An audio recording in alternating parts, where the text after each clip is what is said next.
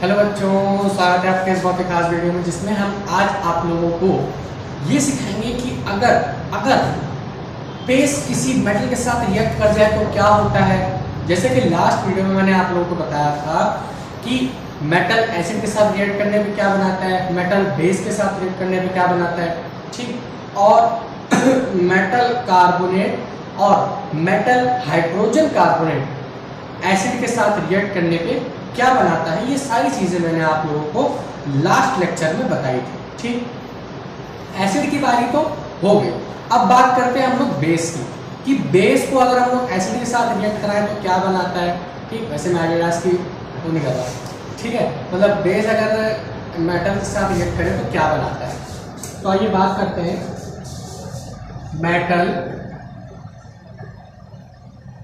Metal reacts with base, या base लिख लो, बस बहुत है, या चाहो तो सॉल्यूशन लिख लो, बेस सॉल्यूशन। मेटल बेस के साथ रिएक्ट करने पे क्या बनाता है, metals react with basic solution. बहुत बढ़िया। देखो कि अगर हम मेटल्स को बेस के साथ रिएक्ट कराएं तो मेटेलिक सॉल्ट ही बनेगा। क्या बनेगा? मेटेलिक सॉल्ट प्लस H, यहां पे थोड़ा सा चेंज आएगा, OH आयंस रिलीज होंगे, बस ये एक छोटा सा चेंज आएगा। बाकी बिल्कुल डिट्टो, ये बिल्कुल एसिड की तरह होते हैं। क्या चेंज आएगा? मेटल बेस के साथ रिएक्ट करने पे मेटेलिक सॉल्ट बनेगा, बस छोटा सा अंतर है, सॉल्ट तो मेटेलिक ही होगा, ऐसा कोई शक नहीं है। सॉल्ट जो होगा आपका वो मेटेलिक सॉल्ट ही बनेगा, लेकिन आयंस जो है वो OH निकलेगी। दूसरी चीज, जो सॉल्ट बनेगा उसका नेचर भी चेंज होगा। नेचर कैसा होगा? बेसिक इन नेचर का होगा मेटेलिक सॉल्ट ही, लेकिन कैसा होगा? Basic in nature. सेम अगर मैं इस मेटल की जगह पे नॉन मेटल कर दूं, नॉन मेटल कर दें आप, तो यहां पे नॉन मेटेलिक सॉल्ट बनेगा। बात खत्म। सिंपली जनरल समझो आप लोग, आपसे कोई रिएक्शन नहीं पूछेगा इसके ऊपर कि आप इसका मुझे एक एग्जांपल दो। सिंपल आपसे सिर्फ इतना पूछेगा कि मेटल्स को एसिड के साथ रिएक्ट करने पे क्या बनता है, मेटल्स को बेस के साथ रिएक्ट करने पे क्या बनता है, नॉन मेटल्स को एसिड के साथ रिएक्ट करने पे क्या बनता है, और नॉन मेटल को बेस के साथ रिएक्ट करने पे क्या बनता है।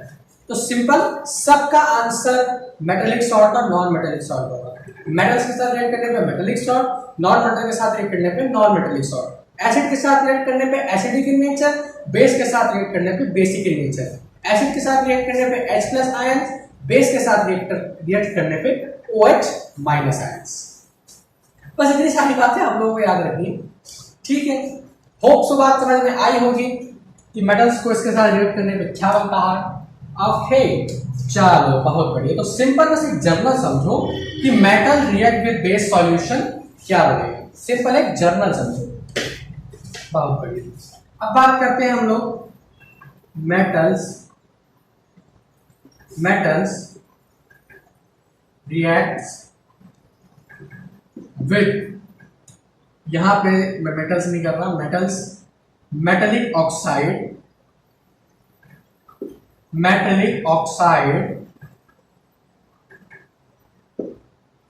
reacts with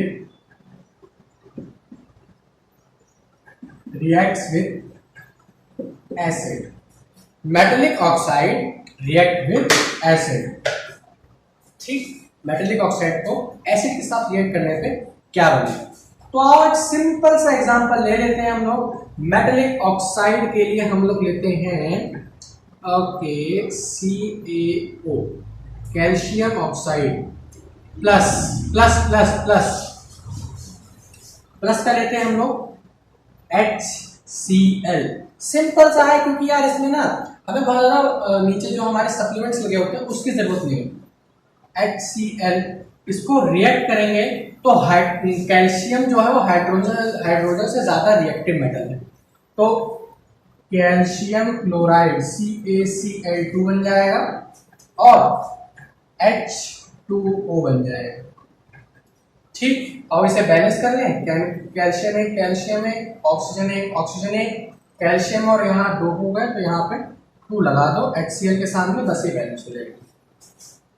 ठीक है। अब देखो जनरल टर्म समझो, जनरली क्या होगा कि अगर हम मेटेलिक ऑक्साइड को रिएक्ट करा रहे हैं एसिड से तो हमारे पास क्या बनेगा, क्या बनेगा भाई, सेम चीज यार, मेटेलिक सॉल्ट ही बनेगा। मतलब इस बार हमारा जो है वो इस बार सॉल्ट बनेगा, नॉट मेटेलिक सॉल्ट। ठीक, इस बार जो हमारे पास बनता है वो क्या बनेगा, हमारे पास सॉल्ट प्लस वाटर। देखो इस रिएक्शन में और इस रिएक्शन में बहुत अंतर है, क्योंकि अच्छा मान लो मैं यहाँ पे बेस हटा के एसिड कर दूं, मान लो इस बेस को हटा के यहाँ पे एसिड कर दे, एसिड के साथ मेटल रिएक्ट करे और एसिड के साथ मेटेलिक ऑक्साइड रिएक्ट करे, इन दोनों में काफी अंतर है। अंतर क्या है कि एसिड के साथ रिएक्ट करने पे हमेशा H प्लस आयंस रिलीज होंगे, H प्लस आयंस हमेशा रिलीज होंगे, H प्लस आयंस। लेकिन मेटेलिक ऑक्साइड के साथ रिएक्ट करने पे हमेशा वाटर निकलेगा, मतलब वाटर रिलीज होगा। ठीक, तो दोनों में अंतर समझो, ये नहीं कि अगर सॉल्ट बन रहा है तो उसमें अंतर क्या है, प्रिसिपिटेट पे भी ध्यान दो कि आखिर बन क्या रहा है और उसके पास रिलीज क्या हो रहा है। दोनों चीजों में अंतर समझोगे तभी इक्वेशंस में अंतर समझ में आएगा। ठीक है, तो मेटेलिक ऑक्साइड को एसिड के साथ रिएक्ट करने पे क्या बनता है, समझ गए आप लोग। ठीक है, बहुत बढ़िया। फिर नॉन मेटेलिक ऑक्साइड कर लो इसी की जगह पे, नॉन मेटेलिक ऑक्साइड कर लो इसी की जगह पे। ओके, देखो non metallic oxide, metals metals metals, hydrogen hydrogen, okay, carbon dioxide, okay, carbon dioxide plus acid के साथ रिएक्ट करेंगे इससे। अब बताओ कि हाइड्रोजन ज्यादा रिएक्टिव है या कार्बन ज्यादा रिएक्टिव है। मेरे हिसाब से तो इसमें ज्यादा कुछ चेंज नहीं आएगा, आपका बनेगा ओके, तो यहाँ पे बन जाएगा कार्बन क्लोराइड। अच्छा, तो कार्बन क्लोराइड इज इम्पॉसिबल, लेकिन इसको रिएक्ट करने पे कुछ भी नहीं बनता। मैं आपको बता दूं कि नॉन मेटेलिक ऑक्साइड को रिएक्शन पे कुछ नहीं बनता हमारे पास, अगर एसिड या बेस से किसी से भी रिएक्ट कराएं नॉन मेटेलिक ऑक्साइड से कुछ नहीं बनता। हाँ, metallic oxide I am really sorry, non metal से रिएक्ट कराने में बनता है, लेकिन नॉन मेटेलिक ऑक्साइड से कुछ नहीं बनता। ठीक, फिर बात करते हैं और मेटेलिक ऑक्साइड और नॉन मेटेलिक ऑक्साइड में अंतर क्या होता है। अब बात करते हैं, वैसे तो आपके सिलेबस में है नहीं, लेकिन छोटा सा डिटेल अंतर मैं आप लोगों को बता देता हूं, दोनों में अंतर क्या होता है। आओ देखिए, metallic oxide, non metallic oxide, आओ देखिए, बहुत बढ़िया बढ़िया अंतर। देखो मेटेलिक ऑक्साइड, सबसे पहली चीज यार, इसको भी हम लोग वाटर से रिएक्ट करते हैं। जब हम मेटल को वाटर से रिएक्ट करते हैं तो हमारे पास क्या बनता है, मेटेलिक ऑक्साइड। ठीक, सेम नॉन मेटल को जब हम वाटर के साथ रिएक्ट करते हैं तो हमारे पास नॉन मेटेलिक ऑक्साइड बनता है। ठीक, ये सिंपल सा अंतर है, ये कोई अंतर नहीं हुआ क्योंकि दोनों के दोनों को हम लोग वाटर के साथ रिएक्ट कर रहे हैं। फिर दूसरी चीज, अगर हम मेटेलिक ऑक्साइड को फिर से वाटर से रिएक्ट करा दें तो हमारे पास क्या बनेगा, बेस बनेगा, यानी कि यहाँ पे OH माइनस आयंस रिलीज होंगे। दूसरी चीज, नॉन मेटेलिक ऑक्साइड को जब हम लोग दोबारा से वाटर के साथ रिएक्ट कराते हैं तो हमारे पास बनता है एसिड। ओके, क्या बनता है हमारे पास, एसिड्स, और यहां पे क्या आयंस रिलीज होंगे, H प्लस। ठीक, ये एक छोटा सा बेसिक अंतर होता है मेटेलिक ऑक्साइड और नॉन मेटेलिक ऑक्साइड। ठीक, बहुत बढ़िया, वैसे इसे नोट करने की जरूरत नहीं क्योंकि आपके सिलेबस में ये है नहीं। अब बात करते हैं, ओके, मेटेलिक ऑक्साइड और नॉन मेटेलिक ऑक्साइड को हमने रिएक्शन करा दिया। अब मतलब मेटल से रिएक्ट करा दिया हमने, अब नॉन मेटल से रिएक्ट करा दिया। अब देखते हैं कि खुद एसिड को अगर हम लोग बेस के साथ रिएक्ट कराएं तो क्या बनता है। यार ये तो बताने की जरूरत नहीं, इसको मैंने स्टार्टिंग में ही बताया था कि क्या बनेगा। मेरे हिसाब से शायद ये बताने की जरूरत है। एसिड और बेस को रिएक्ट कराने पे हमारे पास हमेशा बनता है सॉल्ट, कॉमन सॉल्ट बनता है, ना यहाँ पे एसिडिक, ना बेसिक, ना मेटेलिक, ना नॉन मेटेलिक, हमें उससे मतलब नहीं है। ठीक, ओके, तो सॉल्ट प्लस वाटर, समझ आई बात। इस इक्वेशन इस रिएक्शन को क्या कहते हैं हम लोग, न्यूट्रलाइजेशन रिएक्शन। क्या कहते हैं, न्यूट्रलाइजेशन रिएक्शन। आप लोगों को मतलब एक्स्ट्रा खाने पे एसिडिटी हो जाती है। क्या हो जाती है? एसिडिटी।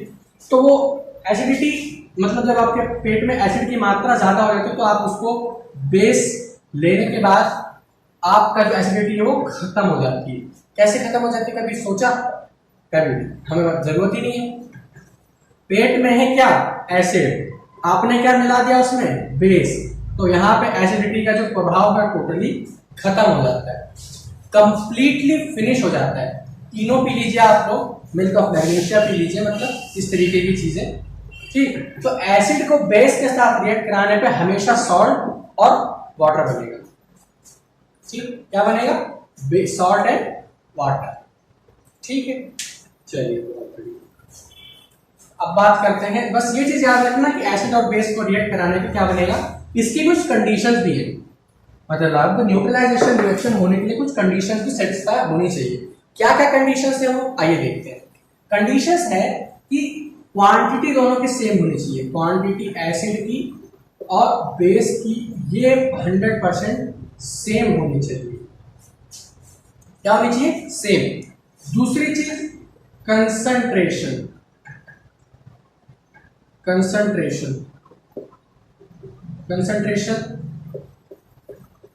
दोनों का बिल्कुल इक्वल होना चाहिए।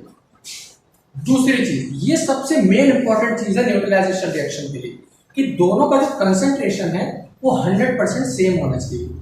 अदरवाइज इसका मतलब क्या हो जाएगा अगर ये दोनों चीजें सेम नहीं होगी। पहली चीज समझो, अगर मान लो दोनों का कंसंट्रेशन सेम भी है, मान लो कंसंट्रेशन सेम है और एसिड है हमारे पास 10 ग्राम यानी 10 मिलीलीटर और बेस है हमारे पास 100 मिलीलीटर, तो इसमें कुछ पता लगेगा? बेस में नहीं पता लगेगा। तो क्वांटिटी और कंसंट्रेशन दोनों बिल्कुल इक्वल अमाउंट्स में होने चाहिए, तभी जाके न्यूट्रलाइजेशन रिएक्शन काम करती है। बात समझ में? क्यों? मतलब और तीसरी चीज, मान लो एग्जांपल के तौर पे ये मान लो इक्वल है और ये इक्वल नहीं है। मान लो हमने कंसंट्रेटेड बेस ले लिया, तो वो कैसा सॉल्ट बनेगा? जो सॉल्ट बनेगा वो बेसिक सॉल्ट बनेगा। दूसरी चीज, अगर एसिड कंसंट्रेटेड ले लिया हमने कंसंट्रेटेड, तो एसिडिक सॉल्ट बन जाएगा। मतलब सॉल्ट तो बनेगा, ऐसी बात नहीं है, लेकिन न्यूट्रल सॉल्ट नहीं बनेगा, एसिडिक या बेसिक सॉल्ट बन जाएगा, जिसकी कंसंट्रेशन जितनी ज्यादा उतना ही सॉल्ट आपका बन जाएगा। ठीक, बात समझ में आई? तो ये चीजें कंडीशन आप लोगों को लागू करनी है उसके ऊपर, अदरवाइज वो सारी चीजें साथ में नहीं होंगी। चलिए, बहुत बढ़िया। अब बात करते हैं पावर ऑफ हाइड्रोजन यानी कि पीएच स्केल की। इसको भी मैंने स्टार्टिंग के लेक्चर में डिस्कस कर लिया था, व्हाट इज पीएच स्केल। जब मैं लिटमस पेपर के बारे में बताया था तो व्हाट इज पीएच स्केल भी बताया था मैंने। फिर से बता रहा हूं पीएच स्केल क्या होता है। सबसे पहले आप मुझे समझिए कि एसिड कितना पावरफुल है, बेस कितना पावरफुल है। पावरफुल से मतलब कंसंट्रेटेड कितना है, ये चीज किस तरीके से पता चलती है, आइए देखते हैं। सबसे पहला मेथड तो है पीएच स्केल। इसकी वजह से हमें पता चलता है कि कौन सा मतलब कौन सा बेस कितना पावरफुल है, कौन सा एसिड कितना पावरफुल। ठीक, पावर ऑफ हाइड्रोजन यानी पीएच स्केल। पीएच स्केल की फुल फॉर्म भी पावर ऑफ हाइड्रोजन ही होती है। ठीक, फिर दूसरी चीज, एक बात ये चीज बहुत इंपॉर्टेंट है, स्टार्टिंग के लेक्चर से ही मैं ये चीज कहता आ रहा हूं कि एसिड्स में हमेशा H+ आयंस रिलीज होते हैं। एसिड में हमेशा H+ आयंस रिलीज होते हैं। फिर बेस में हमेशा OH- आयंस रिलीज होते हैं। अब इस चीजों से ही लोग पता लगाते हैं कि कौन सा एसिड कितना पावरफुल है, कौन सा बेस कितना पावरफुल है, वो इन्हीं दोनों चीजों से पता चलता है। ठीक, किसी भी रिएक्शन में H+ आयंस जितने ज्यादा होंगे, मतलब H+ ions is directly proportion to concentration of acid। यानी H+ ions is directly proportion to concentrated acid। यार मैं बता रहा हूं, ऐसा कुछ होता नहीं है। अगर मैं आपसे कहूँ थ्योरेटिकल में आपकी बुक्स में ऐसा कहीं नहीं लिखा कि डायरेक्टली प्रोपोर्शन होता है, मैं आपको बता रहा हूँ सिर्फ। ठीक, डायरेक्टली प्रोपोर्शन का मतलब क्या होता है कि जितना हाइड्रोजन यानी कि जितना H+ आयंस जितना ज्यादा रिलीज होगा उतना ही ज्यादा कंसंट्रेशन होगा। क्या बोला? जितना ज्यादा हाइड्रोजन यानी H+ आयंस रिलीज हो रहे हैं उतना ही उसमें कंसंट्रेशन होगा। बात है समझ में? दूसरी चीज OH- आयंस भी डायरेक्टली प्रोपोर्शनल होता है कंसंट्रेशन ऑफ बेस के, यानी कि जितने ज्यादा OH- आयन उतने ज्यादा कंसंट्रेशन ऑफ बेस। बात आई समझ में?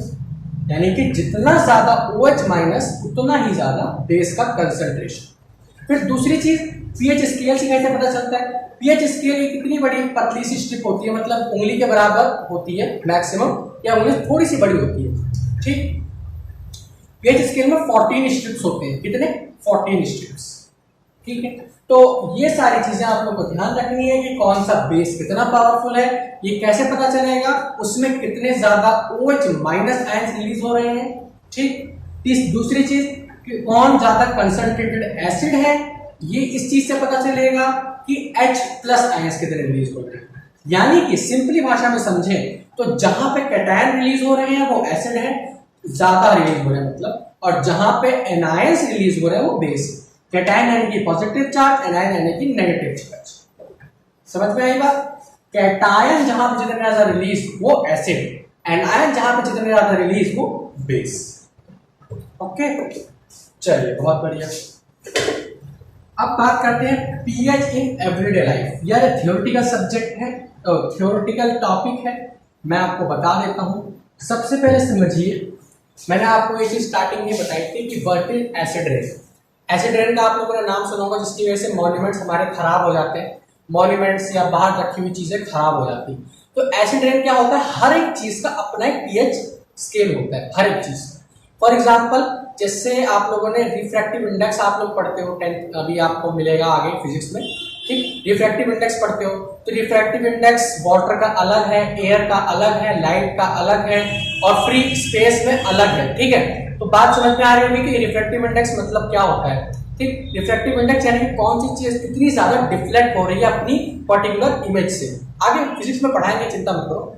ठीक है, तो मतलब मेरे कहने का मतलब है कि उस हर एक चीज का अपना एक पीएच स्केल होता है। ठीक, पीएच स्केल यानी कि वो कितना एसिडिक इन नेचर है, कितना बेसिक इन नेचर है। ठीक, तो मैं आपको बता दूं कि हमारे स्टमक के अंदर गास्ट्रिक ग्लैंड से HCl रिलीज होता है। किसी को भी बताने की जरूरत नहीं है, लेकिन फिर भी बता रहा हूं। HCl रिलीज होता है, आप लोगों ने 6 चैप्टर लाइफ प्रोसेस में पढ़ा होगा, मेरी पिछली वीडियोस देखी होंगी, तो भी उसमें मैंने बता रखा है चीजें। ठीक, HCl आयंस रिलीज होते हैं गास्ट्रिक ग्लैंड से। ठीक, HCl आयन का ये जो HCl हमारे पेट में रिलीज होता है, मैं आपको बता दूं कि इसका जो पीएच होता है वो होता है 1.2। मैं आपको बता दूं कि 1 से लेके 14 तक का पीएच होता है बस। तो 1 यानी कि सबसे ज्यादा कंसंट्रेटेड एसिड, 7 है यानी 6.9 है तो सबसे डाइल्यूटेड एसिड 7 है, तो सबसे डाइल्यूटेड बेस, और 14 है तो कंसंट्रेटेड बेस। फिर से सुन लीजिए, अगर पीएच स्केल 1 है तो कंसंट्रेटेड एसिड, पीएच स्केल 6.9 है तो बेस। जैसे ही 7 हो जाता है तो सबसे डाइल्यूट बेस, और जैसे ही 14 हो जाता है सबसे ज्यादा कंसंट्रेटेड बेस वो भी होता है। तो आप लोग समझ सकते हो कि HCl का जो हमारे पेट में जो HCl होता है, जो डाइजेशन में हेल्प करता है, उसका जो पीएच होता है वो कितना होता है? 1.2। समझ सकते हो आप लोग कि कितना ज्यादा कंसंट्रेटेड एसिड होगा हमारे पेट में। ठीक है, तो मैं आपको बताऊं कि जो पीएच होता है, पीएच इन एवरीडे लाइफ, वो बहुत ज्यादा इंपॉर्टेंट टॉपिक है। ठीक है, सबसे पहले आप लोगों ने एसिड रेन के बारे में सुना होगा, मैं आपको वैसे थ्योरेटिकल बता देता हूं एसिड रेन के बारे में। एसिड रेन क्या होता है? जब एसिड रेन का जो पीएच स्केल होता है वो कितना हो जाए? 5.6 से नीचे। कितना? 5.6 से नीचे हो जाए तो वो एसिड रेन कहलाता है। एसिड रेन में कौन कौन से एसिड्स होते हैं? सल्फ्यूरिक एसिड होता है और नाइट्रिक एसिड होता है। ठीक, सल्फ्यूरिक एसिड कैसे बनता है? देखो, सल्फर हमारे एटमोसफेयर में मिलती है। नाइट्रोजन मिलती है वो बताने की जरूरत नहीं, क्योंकि सबसे ज़्यादा नाइट्रोजन ही है 78%। ठीक है, नाइट्रोजन ऑक्सीजन के साथ वो दोनों रिएक्शन करते हैं तो सल्फर डाइऑक्साइड नाइट्रोजन डाइऑक्साइड बनाते हैं, SO2 प्लस SO2। ठीक, अलग अलग बन गए। फिर यार रेन होती है, रेन के साथ वो मिक्स होंगे तो सल्फर डाइऑक्साइड क्या है।